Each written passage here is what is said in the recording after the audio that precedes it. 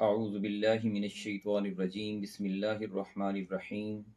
قل تعالوا اتل ما حرم ربکم علیکم الا تشرکوا به شیئا وبالوالدین احسانا ولا تقتلوا اولادکم من املاق نحن نرزقکم وإیاہم ولا تقربوا الفواحش ما ظہر منها وما بطن ولا تقتلوا النفس التي حرم اللہ الا بالحق ذالکم وصاکم به لعلکم تعقلون ولا تقربوا مال اليتيم إلا بالتي هي أحسن حتى يبلغ أشده وأوفوا الكيل والميزان بالقسط لا نكلف نفسا إلا وسعها وإذا قلتم فاعدلوا ولو كان ذا قربى وبعهد الله أوفوا ذلكم وصاكم به لعلكم تذكرون وأن هذا صراطي مستقيما فاتبعوه ولا تتبعوا السبل فتفرق بكم عن سبيلي ذالکم وصاکم بہ لعلکم تتقون صدق اللہ العظیم۔ سامعین کرام، سورہ الانعام کی آیت نمبر 151 سے 153 تک آپ کے سامنے تلاوت کی ہے۔ اس کا مضمون پچھلی آیات سے ہی ملتا جلتا ہے کہ یہود و نصارہ نے، اہل مکہ نے جو چیزیں اپنے اوپر حرام کر لی تھیں یا کچھ اور چیزیں حرام جو تھیں وہ حلال کر لی تھیں، تو اس کا جواب اللہ تعالیٰ نے پچھلی آیات میں بھی دیا اور اس آیت میں تفصیل کے ساتھ مزید دیا کہ اللہ نے جو چیزیں حرام کی ہیں وہ تو یہ ہیں، جو تم نے اپنی طرف سے بنائی ہوئی ہیں ان کی اللہ کے ہاں کوئی وقعت نہیں ہے، کوئی حیثیت نہیں ہے۔ قل تعالوا، اے محمد صلی اللہ علیہ وآلہ وسلم ان سے کہیے کہ آؤ، اتلو ما حرم ربکم علیکم، میں تمہیں سناؤں کہ تمہارے رب نے تم پر کیا حرام کیا ہے یا کیا پابندیاں عائد کی ہیں۔ یعنی جو پابندیاں یا جو حرام تم نے اپنے پر کیا ہوا ہے وہ تو تمہارے رب نے تم پر حرام نہیں کیا، لیکن حقیقت میں جو تمہارے رب نے تم پر چیزیں حرام کی ہیں وہ یہ ہیں: اللہ تشرکوا بہ شیئا، یہ کہ اس کے ساتھ کسی کو شریک نہ کرو،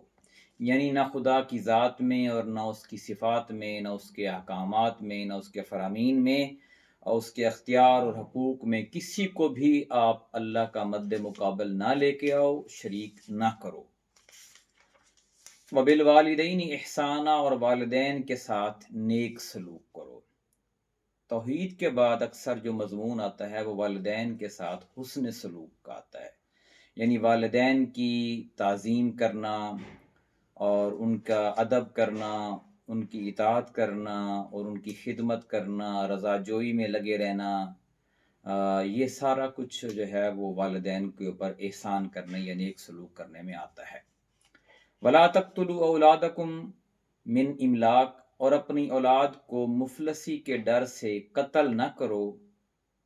نَحْنُ نَرْزُقُكُمْ وَإِيَّاهُمْ، ہم تمہیں بھی رزق دیتے ہیں اور ان کو بھی دیں گے۔ اکثر اوقات جو لوگ اولاد کو قتل کرتے ہیں، پیٹ میں ہی مار دیتے ہیں یا بعد میں مار دیتے ہیں، آج کل کے دور میں، ماڈرن دور میں تو پیٹ میں ہی مار دیا جاتا ہے یا ابارشن کر دیا جاتا ہے، اور لوگ یہی کہتے ہیں کہ اتنے بچے کون سنبھالے اور کیسے ان کی پرورش کریں اور کیسے ان کے لیے سہولیات مہیا کریں، ان کو کون پڑھائے، کیسے اتنے خرچے ہوں، تو یہ ہم سے نہیں ہوتے، اس لیے ہم یہ کر رہے ہیں۔ تو اللہ تعالیٰ نے اس بات کا جواب دیا کہ اپنی اولاد کو غربت کے ڈر سے قتل نہ کرو، اس وجہ سے نہ ان کو مارو کہ تمہارے پاس پیسہ نہیں ہے اور سہولیات نہیں ہیں اور تم ان کو تعلیم نہیں دے سکتے اور روزگار نہیں دے سکتے۔ یہ کام تو اللہ تعالیٰ کا ہے، وہ تمہیں بھی رزق دے رہا ہے اور تمہاری اولاد کو بھی دے گا۔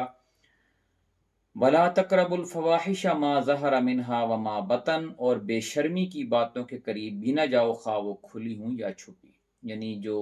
بے حیائی کے کام ہیں، ہر معاشرے میں بے حیائی کو بے حیائی ہی سمجھا جاتا ہے، آپ کسی بھی معاشرے میں چلے جائیں، یعنی فطرت انسانی کے خلاف جو کام ہیں وہ اللہ تعالیٰ نے منع کیے ہیں، اور ان کے قریب بھی کہا کہ نہ جاؤ، یعنی کہاں یہ کہ وہ آپ بے حیائی کے کام کرو بلکہ ان کے قریب بھی نہ جاؤ۔ قریب بھی نہ جانا مطلب ہے کہ وہ ذرائع اور وہ وسائل اور وہ طریقے بھی اختیار نہ کرو جس سے تم برائی وہ کر سکو۔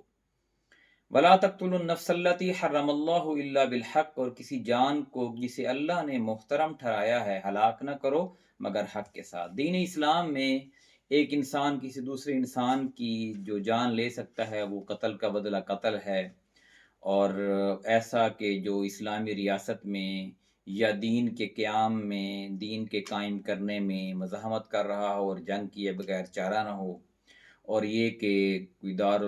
اسلام کی حدود میں بدامنی پھیلائے اور یہ اسلامی نظام حکومت کے خاتمے کے لیے جدوجہد کر رہا ہو تو اس کو قتل کیا جا سکتا ہے۔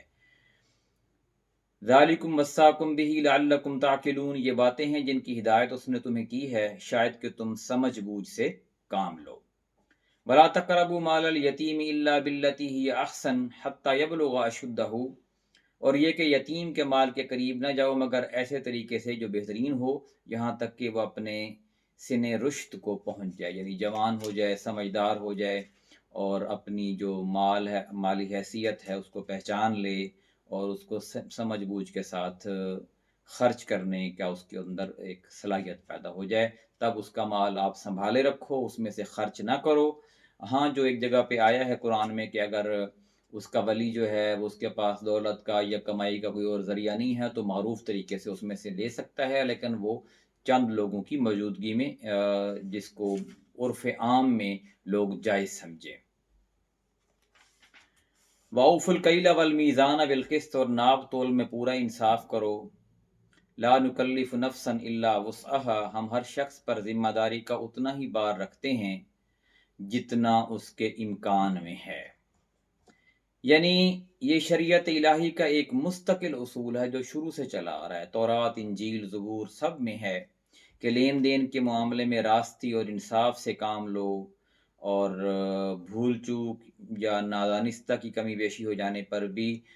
جو ہے وہ کوشش کرو کہ اس کو لٹا دو اگر بعد میں یاد آ جائے۔ بہرحال جان بوجھ کر کوئی ایسی حرکت نہ کرو کہ کسی مال کو کم تولو یا کم ناپو۔ وَإِذَا قُلْتُمْ فَعْدِلُوا وَلَوْ كَانَ ذَا قُرْبَىٰ، اور جب بات کہو انصاف کی کہو، خواہ معاملہ اپنے رشتہ دار ہی کا کیوں نہ ہو۔ انسان انصاف سے پھرتا ہی تب ہے جب اس کی اپنے ذاتی رشتہ داروں کا معاملہ ہوتا ہے، بچوں کا ہوتا ہے، بیوی کا ہوتا ہے، ماں باپ کا ہوتا ہے، تو واقع بات کہنے سے پیچھے ہٹ جاتا ہے، لیکن یہ اللہ کے نزدیک حرام کام ہے اور ایسا نہیں مسلمان کو کرنا چاہیے۔ وَبِعَهْدِ اللَّهِ أَوْفُوا، اور اللہ کے عہد کو پورا کرو۔ جو وعدے تم نے اپنے رب کے ساتھ کیے ہیں وہ سارے، جب ہم قرآن پڑھتے جاتے ہیں تو وہ وعدے اپنے رب کے ساتھ کرتے جاتے ہیں۔ یہ انسانی فطرت میں جو چیزیں شامل ہیں کہ بحیثیت انسان ہمیں کون کون سی برائیاں چھوڑ دینی چاہیے اور کون سی اچھائیاں اپنانی چاہیے، تو وہ بھی وعدے ہی ہیں۔ ذالکم وصاکم بہ لعلکم تذکرون، ان باتوں کی ہدایت اللہ نے تمہیں کی ہے شاید کہ تم نصیحت قبول کرو۔ وَأَنَّ هَٰذَا صِرَاطِي مُسْتَقِيمًا فَاتَّبِعُوهُ، نیز اس کی ہدایت یہ ہے کہ یہی میرا سیدھا راستہ ہے لہٰذا تم اسی پر چلو۔ وَلَا تَتَّبِعُوا السُّبُلَ فَتَفَرَّقَ بِكُمْ عَنْ سَبِيلِهِ، اور دوسرے راستوں پر نہ چلو کہ وہ اس کے راستے سے ہٹا کر تمہیں پراگندہ کر دیں گے، تمہیں گندگی کی طرف لے کے جائیں گے، تمہاری منزل تمہیں بھلا دیں گے اور تم غلط سمت بڑھتے جاؤ گے۔ ذالکم وصاکم بہ لعلکم تتقون، یہ ہے وہ ہدایت جو تمہارے رب نے تمہیں کی ہے شاید کہ تم کج روی سے بچو۔